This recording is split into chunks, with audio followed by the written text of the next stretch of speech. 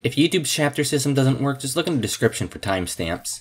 Sometimes playing obscure games makes you feel like a bit of an explorer. Of course, it's not quite the same as being an actual explorer. There's less history and anthrax blankets being made. And nobody in 100 years is gonna care that I played Operation Matriarchy, nor that I'm one of few to conquer it. Operation Matriarchy is a memorably bizarre Russian first-person shooter released in 2005.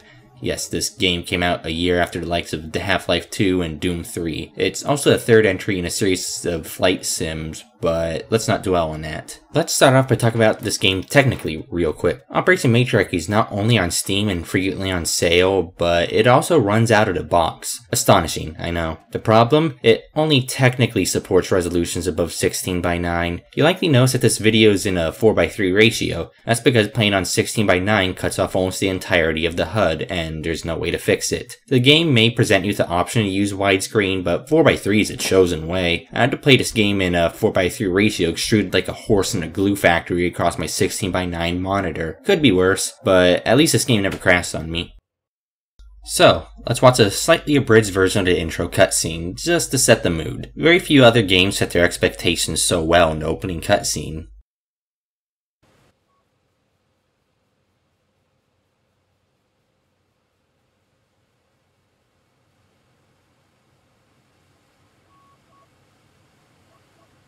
Hey, wake up, soldier!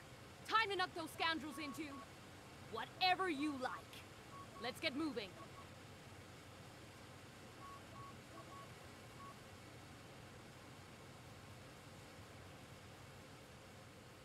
Do not sleep on watch!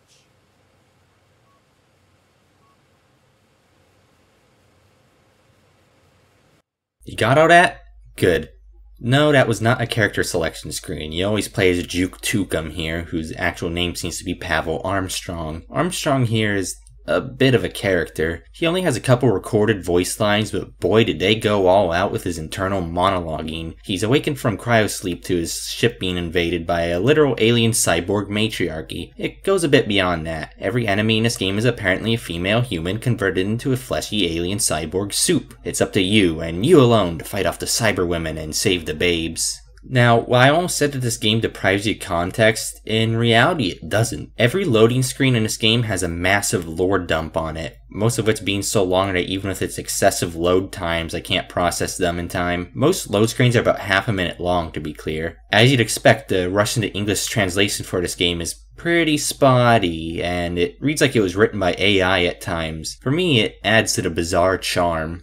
So I guess it's the right time to address one of the most upfront things about this game, the visuals. The first levels are very bland in terms of visuals, being your typical generic gray space corridors. These last for about an hour and a half before the game suddenly takes a turn into madness. I found myself losing interest in shooting my way through these generic spaceship corridors, while I was completely recaptured when the game went full H.R. Giger and MC Escher on me. There's also a bit of Quake 2 in there, what with all the cyborgs and all. As I said, the enemies are alien cyborgified women, all of them. It's a rather unique enemy design choice considering the fact that it's probably the fetish of one of the designers. They're quite varied in appearance, and a handful of them only appear in brief segments throughout the game, so there's a lot of different designs on display. I generally like these designs. They mesh well with the rest of the alien cyborg aesthetics. Some of them look like potato monsters, and some of them look a bit familiar, but overall, it's a pretty original gallery of rogues. Some of the alien levels in this game are genuinely rather memorable. Thinking back on it, it was smart of developers to contrast these with generic space corridors. It makes a sudden descent into madness more compelling when the player is grounded in something relatively mundane. And they do a good job varying it up as well.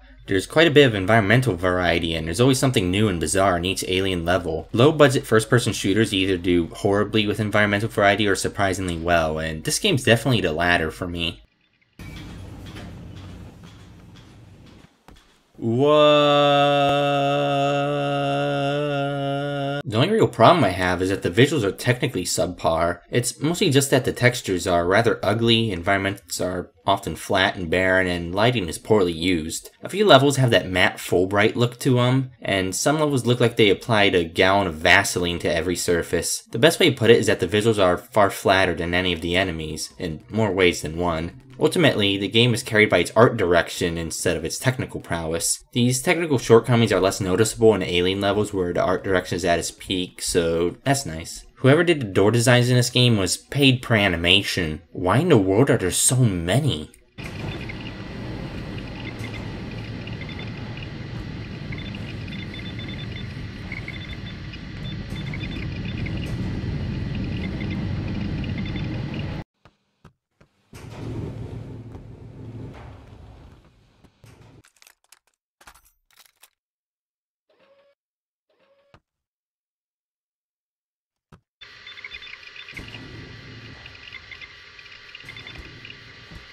Ultimately, between the art design and the subpar technical visuals, this game has an incredibly unique feel to it. Everything looks bizarre, contorted, and surreal. This game ends up having this fever dream feel that I get quite a kick out of. We don't get enough games that are so far out there aesthetically like this.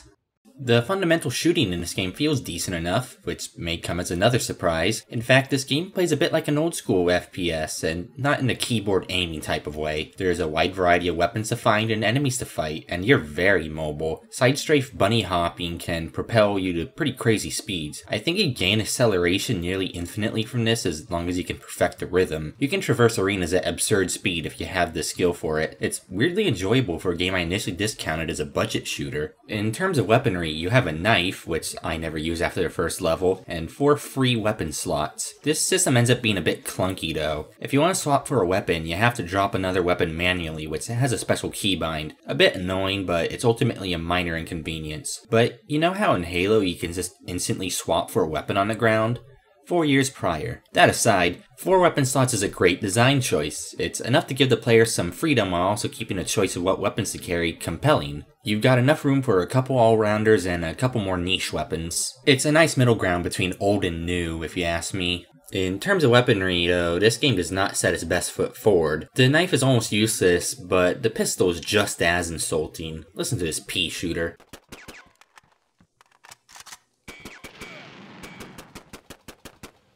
I have a lot to say about sound design in this game, but I'll hold off for the time being. Carrying on, there's also the SMG, which is moderately less trash than the pistol. The first worthwhile weapon you can get is an assault rifle, which is probably about 15 minutes in, and it ended up staying in my roster until the end game. It's the only time in the game where a weapon was hidden in a secret, so that's nice. Weapons are overwhelmingly very conventional until you get to roughly the 2-hour mark, where they start to get a lot more alien. I'll go through a bit of a highlight reel of the weaponry in general. I first need to address the minigun in the room. The minigun. This is the best weapon in the game. It does good damage, utilizes abundant ammo, and overheats instead of needing to be reloaded. It says it has a magazine, but reloading is instantaneous because this game's jank. Overheating is weird since it takes about 400 consecutive rounds to overheat, so it's really never going to be a big problem. Only a couple enemies can withstand 400 rounds from this beast anyways. Like the assault rifle, this never left my inventory after I found it. Great weapon. I have no idea what this weapon is called, but I nicknamed it the Scythe Gun. It appears a couple times throughout the game, and it wrecks whatever you point it at. It's this game's equivalent of the BFG if you ask me. It's powerful but very rare. I like it. The flamethrower in this game is also pretty standout. It's an alien weapon, and they use it against you, and it's pretty annoying when they do that. I'm always impressed when a game's flamethrower hurts more than a golden shower. It generally does a good job cleaning house. Ammo for it becomes very sporadic after the first level appears in though, so you only get to use it periodically. Rocket launcher's nice too. It's rather rare, but this game does not hold back with rocket ammo when it does give it to you. You know how boring games hype up the rocket launcher but only give you a few rockets or only let you have it for a scripted set piece? Operation Matriarchy says, have 50. Not every weapon in this game is good though. I already mentioned that the SMG and pistol should be ditched once you have better options, but there's a few other bad weapons. This acid gun is terrible, doing too little damage to really be usable. You get this Kroger Hive Hand that automatically regenerates ammo, but it's pathetically weak and ammo isn't a big problem in the first place. You get an alternative version of the rocket launcher about the halfway point of the game, but it feels weaker and its shots have a comical arc. Like, how are you supposed to use this thing? Ultimately, I haven't even mentioned all of the weapons in the game. There's a handful more I didn't address here because I didn't have too much to say about them or because they simply didn't see too much use in my playthrough. This is a surprisingly well done arsenal even if it is a bit diluted with trash. Plus, there's the mech suits. These aren't something I expected the game to have. The first mech suit you get is a bit of a piece, but it can take a ton of punishment. Shortly afterwards, you get another one with 4 guns installed inside of it. All 4 of these guns can be fired off at once.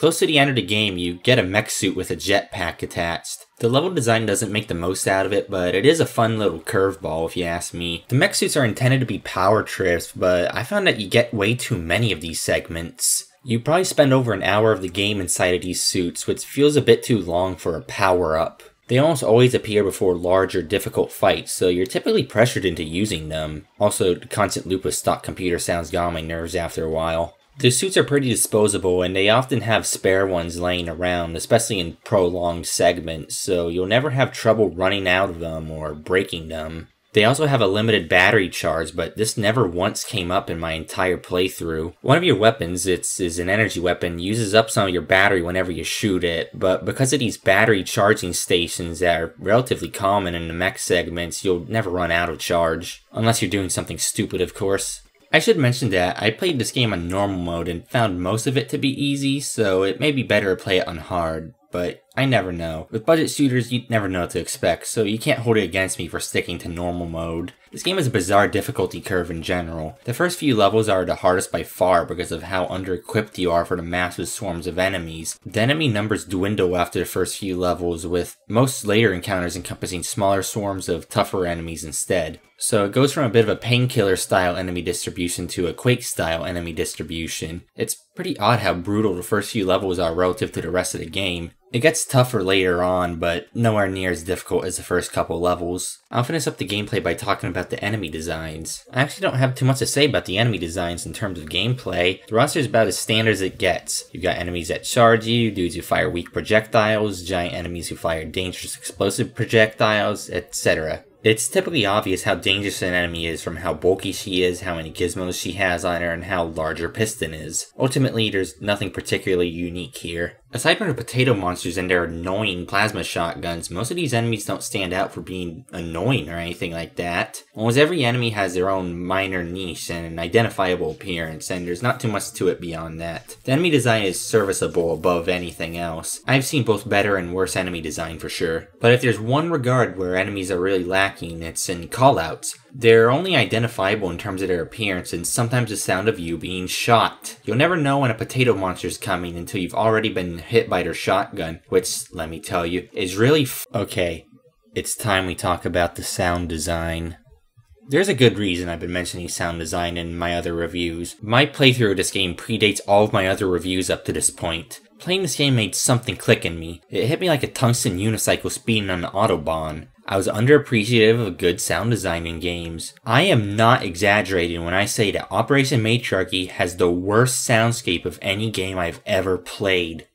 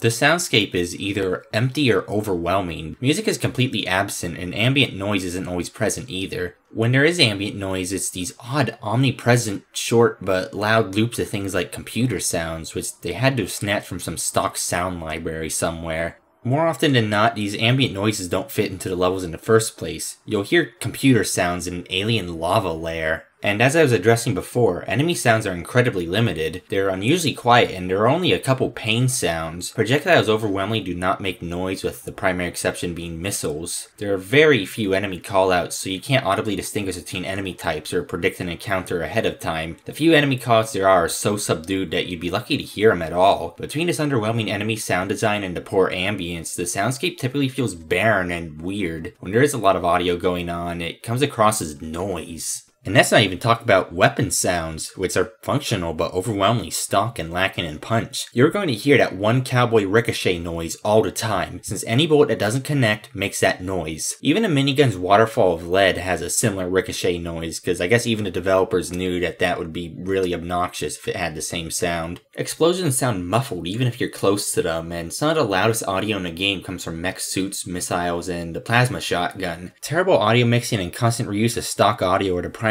problems with the weapon sounds. I know I'm not in the best place to critique terrible audio mixing, especially because I've had more trouble with it in this video than usual, but I'm not exactly doing this professionally. On top of all of that, the very few cutscenes in this game have blatant sound design issues. The voice acting is terrible, which is a given since there are only like 10 spoken lines in the whole game. The unpaid Lithuanian interns who had to read their English lines phonetically are naturally not going to do a very good job. The ambient soundscape is still awful even in these cutscenes. Stripping control away from the player for a lull in the gameplay only makes the audio problems stand out more to me. In fact, I'm going to show you a slightly censored, abridged version of the end cutscene. I wouldn't consider it a spoiler since, well, there's nothing you can really get out of it, but I'll compromise and give you a spoiler time code anyways. You good? Okay.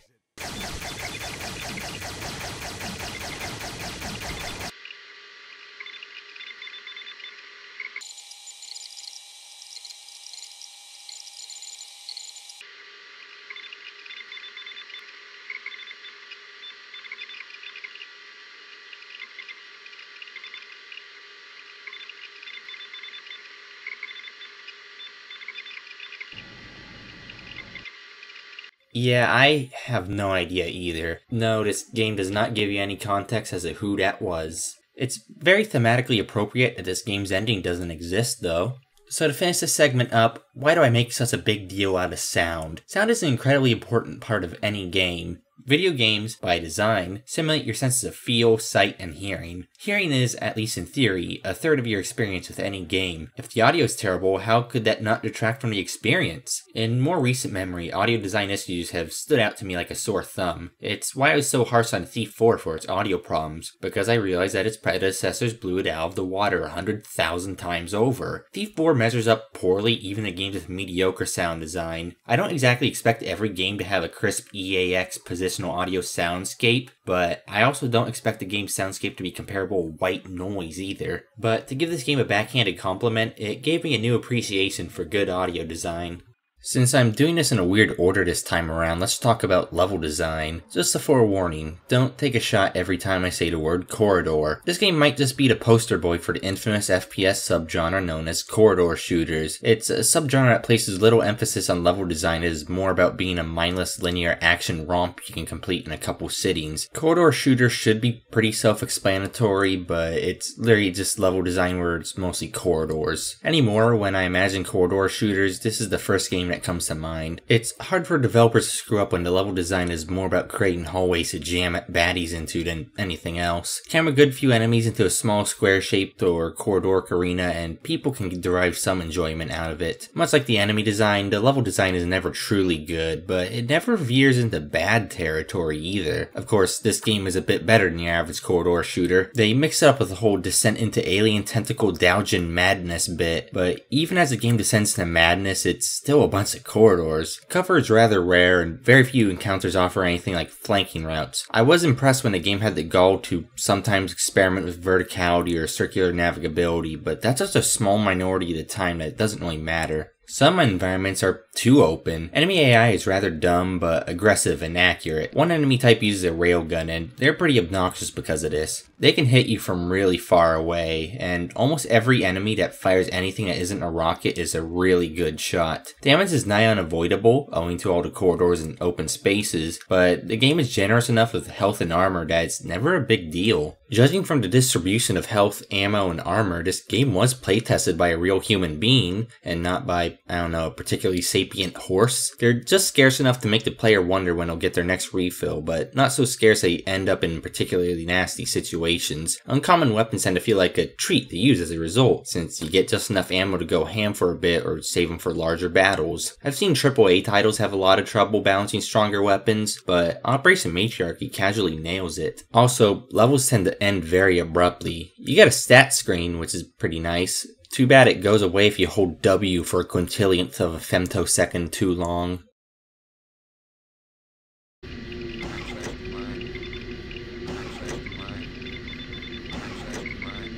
Is that Microsoft Sam?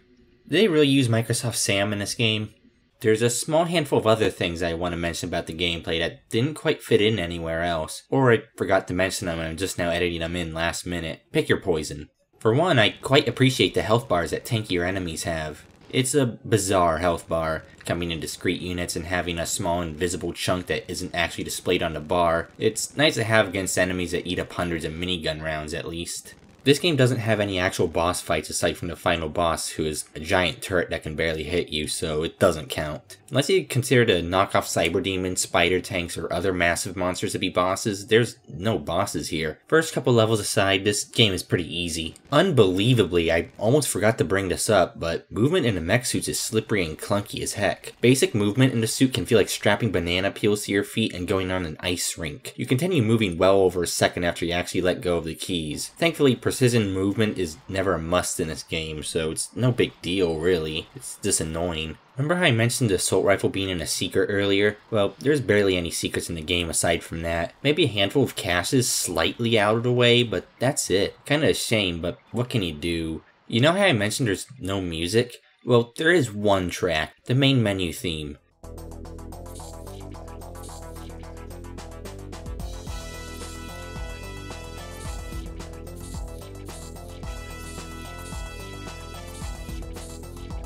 I'm gonna need you to bear with me for what I'm about to say. It was done by David Bowie. Nah, I'm just pulling your leg. But bear with me for a second. There are multiple unofficial patches that add music back into this game. Yeah, multiple other people played this game and decided to patch music back into it. Personally, I have a hard time buying that I'm not the first person to play all the way through this game. This game has those comical early 3D physics engine ragdoll physics. You know exactly what I'm talking about, where the physics are clumsy and floaty. Enemies sometimes get gibbed, but the mechanics of it are unclear. I noticed the SMG gibbing enemies on rare occasions, so it's probably like Quake 2 gibbing. Bodies seem to take a while to despawn, so big battles tend to leave large trails of bodies. Most modern FPS games tend to start despawning corpses after 5 or fewer kills. This is because modern FPS games are technologically inferior to Operation Matriarchy, a game with a budget equivalent to 100 rubles and 3 hookahs. I think I've accidentally entered the back rooms. So, closing thoughts. Even after I witnessed that final cutscene, I couldn't help but have a bit of respect for the game. It's janky, with subpar technical visuals, terrible sound, mediocre level design, and a handful of questionable little design choices, but I had fun. The game's whole mood is campy and bizarre, and the action can be chaotic and mobile. I enjoyed this game more than I enjoyed some recent AAA titles, and I enjoyed it enough to beat it in a couple sittings across a span of 6 hours. I've heard this game denigrated as awful, and I can see why some people may think that, given what I've mentioned in this video.